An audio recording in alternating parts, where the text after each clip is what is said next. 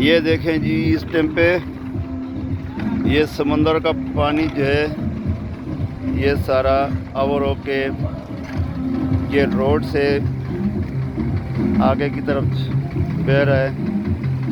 और ये तमाम रेस्क्यू इदारे जो हैं ये अलर्ट खड़े हैं। और पानी ये पूरा समंदर से बाहर आ रहा है। सारे रोड पे जो है ना पानी है। यहाँ तक कि हमारी जो चौकी है यहाँ सेंट स्ट्रीट ये भी सेफ नहीं है, पानी उसके अंदर भी दाखिल हो गया है।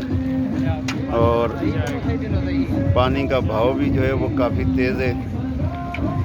तो ये बिल्कुल समंदर से पानी ओवर होके ये बाहर आ रहा है। और मज़ीद अभी इसमें जो है वो तूफ़ानी आएगी।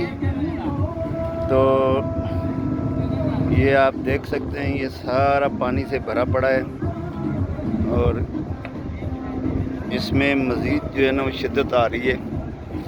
ये पानी वहाँ से लहरें सारी पानी को बाहर फेंक रही हैं। लहरों के ज़रिए जो है इस टाइम पे 8 से 10 फुट ऊंची लहरें हैं। और बिल्कुल साहिल के साथ टकरा के पानी जो है ना सारा लहरों के ज़रिए बाहर आ रहा है। तो इसलिए आवाम से दरख्वास्त है कि वो इस तरफ आने से गुरेज करें और अपना और अपने बच्चों का ख्याल रखें। शुक्रिया।